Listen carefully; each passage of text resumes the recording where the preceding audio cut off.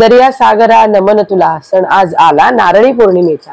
सागर पुत्रांच्या आनंदाचा, दर्या राजा असे देव त्यांचा। रक्षण करता तो सकळांचा, दर्याचे धन तुझ्या होरीला येऊ दे रे, माझ्या कोळी बांधवांना सुखाचे दिन येऊ दे। नारळी पौर्णिमा हा सण महाराष्ट्रात विशेषतः कोळी समाजामध्ये मोठ्या श्रद्धेने आणि आनंदाने साजरा केला जातो। तर या दिवशी समुद्राची पूजा केली जाते आणि समुद्राला एक नारळ अर्पण केला जातो। या दिवशी सगळे कोळी बांधव समुद्र किनाऱ्यावर आपल्या बोटी सजवतात, उपवास करतात आणि समुद्राला नारळ अर्पण करताना वरुण देवतेची पूजा करतात, कारण ते यामार्फत आपल्या सुरक्षिततेसाठी आणि वर्षभरात त्यांच्यावर मासेमारी हा त्यांचा जो उदरनिर्वाहासाठी चालणारा जो व्यवसाय आहे तो टिकून राहण्याचा आशीर्वाद मागण्यासाठी म्हणून हा सण साजरा केला जातो। तर असा हा नारळी पौर्णिमेचा सण आज बघा आमच्या कांदिवली गावातही साजरा केला गेला होता आणि त्याच्यासाठी पुरुषांसोबत स्त्रियांनी तेवढाच म्हणतात ना भाग घेतला होता। आणि कोळ्यांची एक खासियत आहे ती म्हणजे त्यांचे दागिने, त्यांच्या साड्या आणि सर्वात महत्त्वाचं म्हणजे त्यांच्या वेण्या। पारंपरिक वेशामध्येच पण त्यांचं जे रूप असतं ना ते खूप खुलून येतं। आणि बघा पावसाची रिमझिम चालू होती आणि त्या रिमझिम मध्ये सुद्धा नाचण्याचा मोह काही म्हटलंय ना आवरता येत नव्हता। तर बघा असं स्त्रियाच अशा नाही, स्त्रियांच्या जोडीने पुरुषही तेवढ्याच म्हणतात ना हिरिरीने भाग घेतला होता। आणि खरंच हे वाखणण्याजोगे आमच्या गावात एक बरं आहे, कोणताही उत्सव असू दे त्याच्यासाठी जातपातीचा प्रश्न येत नाही, कोणत्याही जातीचा असू दे पण सगळे एकत्र येऊन आज सण जे असतात ना ते सेलिब्रेट केले जातात। आणि हीच आमच्या खरंच कांदिवली गावाची खासियत आहे खरं तर। आज बघा कोळी बांधवांचा उत्सव आहे पण त्याच्यामध्ये सगळे पाच कळशी, मराठी लोक, कोकणातली लोक सगळे एकत्र आली आहे। आणि स्त्रियांसोबत पुरुषही काही कमी नाहीये। बघा स्त्रियांनी जर एवढा गेटअप छान केलाय तर पुरुषही बघा त्यांच्या पारंपरिक वेशामध्ये आज आलेले आहेत।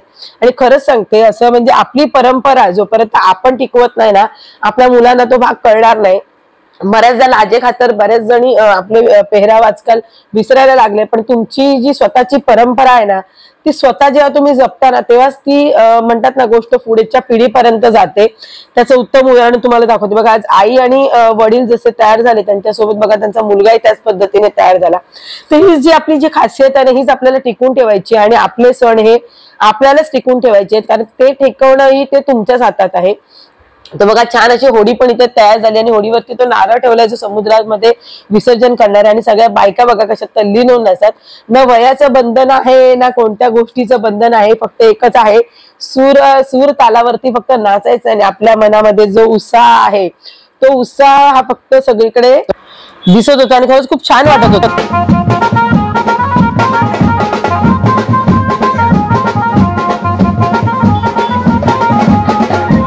प्रत्येक जण बघा ना किती छान असं नटून आलं होतं आणि कोणत्याही गोष्टीची तबा नाही ना कोण बघताय किंवा कोण नाही बघत। आणि हेच तर खरं असतं की तुमची परंपरा ही तुम्हाला जपता आली पाहिजे, त्यासाठी म्हणजे कोण आपल्याला बघताय कोण नाही बघत याची तमा बाळगायची गरजच नाही। तर बघा किती छान वाटतं। आणि जेव्हा गावामध्ये अशी एकी असते आणि एकत्र जेव्हा असे कुठले सण सेलिब्रेट होतात ना खरंच सांगते असे सण ना आता मुंबईत खूप खूप कमी बघायला मिळतं। आजही जिथे अजून गावठाण प्रकार जो राहिलाय ना म्हणजे गाव जिथे अजून आहे, शाबूत आहे, तिथे सगळे उत्सव साजरे करायला भेटतात। बघा बायका आणि पुरुषांच्या सोबत लहान मुलं पण काही कमी नाही, बघा किती छान छान तयार झाले होते। मी हेच तर म्हणाले की आई वडील जेव्हा तुम्ही स्वतः जेव्हा या प्रथा जपतात ना तर तुमची मुलं आपसूक तुमचं अनुकरण करतात। आणि मी नेहमी सांगते की मुलं आपलं अनुकरण नेहमी करत असतात, मग ते चांगलं असू दे किंवा वाईट असू दे। त्याच्यामुळे त्यांच्यासमोर जर कुठल्या गोष्टी ठेवायच्या असेल तर त्याची सुरुवात तुमच्याकडनंच होते। त्यामुळे आपण ज्या गोष्टी करतो तीच गोष्ट आपली मुलं बघतात आणि त्या गोष्टी करत असतात।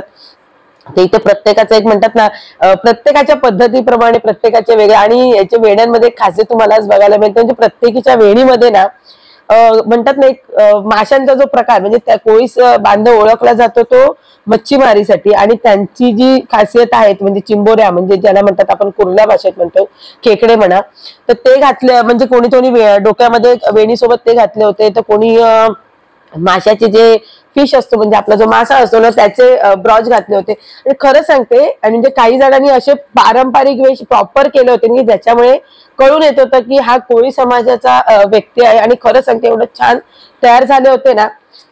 आपली संस्कृती कशी असते माहिती, ज्याला त्याला बघा आपल्या संस्कृतीबद्दल नॉलेज असतं आणि ती संस्कृती जर तुम्हाला वाटत असेल तर समजा मी समजा कोकणातली आहे की काही कोळी बांधव आहेत किंवा कोणी अदर कास्ट आहे, जर तुमची संस्कृती तुम्हाला असं वाटतं की आपली संस्कृती पुढे गेली पाहिजे तर ती पहिले आपल्याला आचरणात आणावी लागते। आणि ती जर तुम्ही आणली तर तुमची मुलं आपसूक तुम्हाला काही त्यांना सांगावं लागत नाही, आपली मुलांना आपसूक ती अनुकरण करतात। आणि खरंच आहे ही गोष्ट, कारण जोपर्यंत तुम्ही लाज लज्जा म्हणतात ना, जी आपली सणांच्या काही जणांना ड्रेसअपमुळे लाज वाटते की असा ड्रेस आहे तर कसा घालायचा, पण हे जर सगळं तुम्ही बाजूला ठेवाल ना तर या गोष्टी खरंच मुलं खूप छान प्रकारे अनुकरण करून करतात.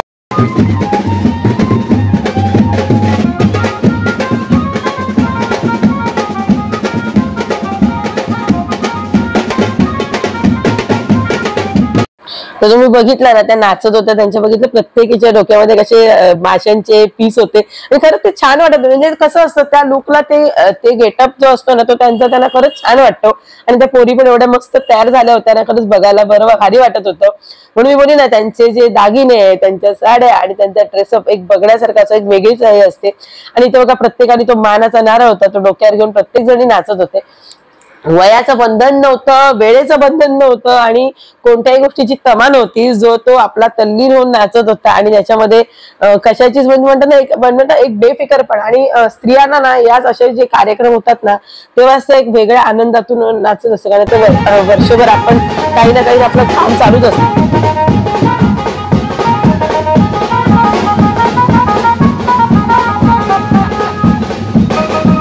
कारण घरातली कामं बाहेरची कामं ही स्त्रियाच्या पाठीला पुजलेली आहे. ती स्त्री जोपर्यंत जिवंत आहे तिला ती करायचीच आहे. पण या सगळ्या कामातून असा थोडासा वेळ काढून जेव्हा आपण असे कुठले सण सेलिब्रेट करतो आणि आनंदाने जल्लोषात नाचतो आणि त्या वयाचं बंधन राहत नाही ना, खरं सांगते तो सण एक वेगळ्याच उत्साहामध्ये साजरा होतो.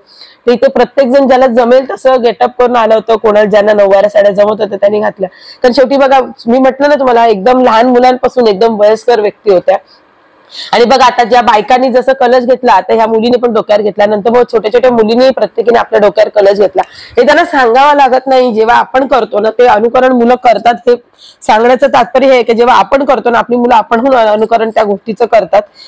त्यामुळे आपल्या जर प्रथा तुम्हाला सांभाळायच्या आहेत तर त्या आपल्या प्रथा आपणच आपल्या मुलांपर्यंत न्यायच्या आहेत. मी खरंच सांगते, मी खरं तर जाणार पण नव्हती, तर माझी तब्येत खरंच खूप बिघडली होती. पण म्हणतात ना ते आवाज जो येतो ना त्याच्यातून जेव्हा नाचण्याची, आणि मला स्वतःलाही वैयक्तिक नाचायची आवड, नाचली नाही पण म्हटलं व्हिडिओ काढायला तरी जाऊया.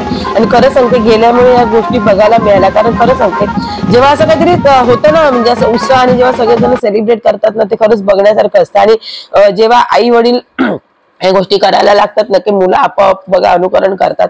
तर त्या सगळ्या बायकांनी जेव्हा डोक्यात नारळ घेतलं ते बघितल्यानंतर लहान मुलांनीही सुरुवात केली की आपण आपल्या डोक्यात नारळ घेऊया. आणि खरं सांगते उल्हासाचं एक आनंदाचं वातावरण एक तयार झालं होतं. आणि याला म्हणतात ना सण गावाचा होता पण त्याला सर्व पक्षाच्या म्हणतात ना, आता हे उबाटाचे विभाग प्रमुख होते, उपविभाग प्रमुख आहेत. त्याच्यानंतर सकाळ जेव्हा हा पालखी जेव्हा निघाली होती तेव्हा माजी नगरसेविका ज्या होत्या प्रियंका मोरे त्यांनी हजेरी लावली होती. असे प्रत्येक जण आहे ना, गावातला उत्साह जरी असला आणि गावात जरी किती मतभेद जरी असले तरी या सणाच्या निमित्ताने सर्व एकत्र येतात. हे सर्व महत्वाचं आहे. कारण बघा पक्ष एका बाजूला राहतो पण जी आपली संस्कृती आहे, जी आपली प्रथा आहे ती आपण सांभाळणंही तितकंच गरजेचं आहे. आणि त्यावेळी म्हणतात ना बायकांमध्ये हे नसते. इतर वेळी आपण असं विचार करतो मी त्या एरियात का जाऊ, मी पण जेव्हा अशा कुठल्या प्रथा म्हणजे अशा ज्या रॅली निघतात ना तेव्हा त्या रॅली म्हणजे प्रत्येक गावातून आणि प्रत्येक गल्लीतून जात असतं आणि त्याच्यामध्ये कुठलाच भेदभाव नसतो. तर बघा छान बघा असे प्रत्येकीचे ना असे वेण्या आणि ते गजरे असं होतं ना ते मोह आवडताना आला. म्हटलं चला तुमच्यासोबत पण मी त्या गोष्टी काही शेअर करते जे फोटो माझ्यापर्यंत आले. कारण मी पूर्ण वेळ तिथे जाऊ नाही शकली होती तर पूर्ण मी काही कॅप्चर नाही केला सण आजचा, पण जेवढं मला जमलं तेवढं मी केलं आणि जेवढे फोटो माझ्याकडे आले ते मी तुमच्यासाठी इथे दाखवत आहे. तर असा साजरा केला होता आमच्या कोळी गावातील म्हणजे कांदिवली गावठाणातील नारळी पौर्णिमेचा उत्सव. कसा वाटला व्हिडिओ नक्की कमेंट करून सांगा आणि आवडल्यास नेहमीप्रमाणे व्हिडिओला लाईक शेअर सबस्क्राईब करा.